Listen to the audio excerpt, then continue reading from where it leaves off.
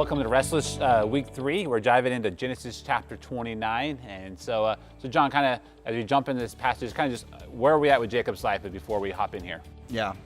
So last week Jacob got everything fixed. God met him, and now everything's about to get broken again. Jacob comes and meets a relative of his, Laban. It falls immediately in lust, maybe, with his youngest daughter, Rachel. And things seem great. Laban's kind of initial welcome is warm, and it looks like things are going to go well now for Jacob. But as the story unfolds, we get glimpses at Jacob's own heart and his own sin in different ways, particularly sort of in the area of lust. And we also get Jacob confronting different layers of restlessness and sin kind of around him. And part of that is the people around him, particularly Laban. Laban is kind of a slimy guy. And he comes off great at first, but you kind of realize the words that he says are pretty hollow.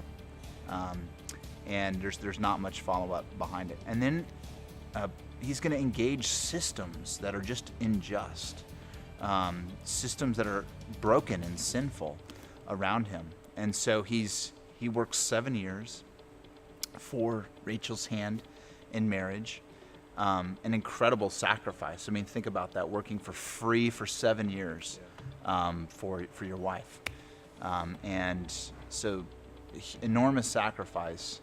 And he wakes up that morning and he finds out that he slept with the elder of the two, Eliah. And in the midst of that, there's a lot of dots in this story. And so probably Jacob was drunk, probably really drunk to not know the difference there. And so there's other sort of sin involved there. But then there's just layers that are going to hurt people and systems.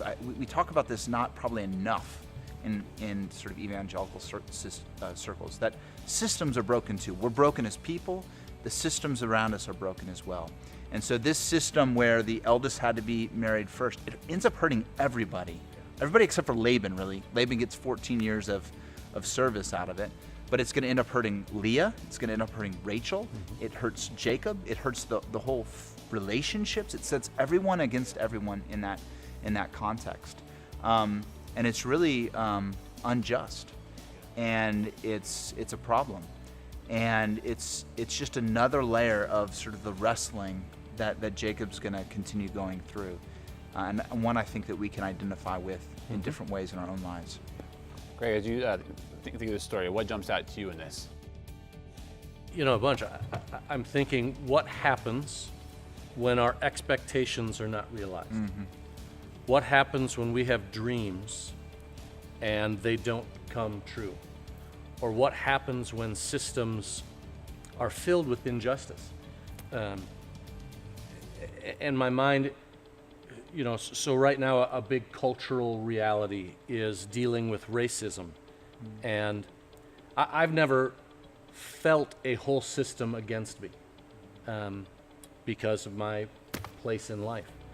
But if I grew up in a poor side of Missouri and I was black, you know, the whole structure of everything was framed against me, and it's unjust and it's unfair, and my dreams and my expectations don't come true.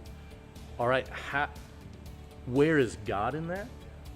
And how do I react in that? I think that's very real to today's culture and just to life, because everyone feels it at some level. Yeah. What do we discover about Jacob in this passage and, you know, kind of his life and where he's at right now? Yeah, I think, so first I'll start with the positive. So you discover this guy, and this is often the case with us. Our weaknesses are our strengths as well. So he's a grasper. This guy, you know, he's a hustler. And so he works hard. And it says it's like a day for him. So this is a guy who's diligent. So there's the good in Jacob in this story. But we also discover layers of sin that we hadn't seen before. This is a guy who he really treats Rachel like an object in this story. From the beginning, he sees her and he falls in lust with her. When he goes to Laban at the end of the story, he isn't talking about sort of the wedding day and the life together with this bride-to-be. He says, I want to sleep with her. You know, it's actually even sort of more direct than that in the Hebrew. And so you discover a guy who is, he's been met by the grace of God, and he really has some attributes that I think God is working on in him in a good way, and yet he still has this stuff that's still infecting him. And he's a guy who's caught in a system, and he doesn't ever push back really against the injustices of the system. Now, he pushes back in ways that are sort of selfish for him because he wants Rachel, but the whole system of polygamy is a messed up system. That's a system that hurts women.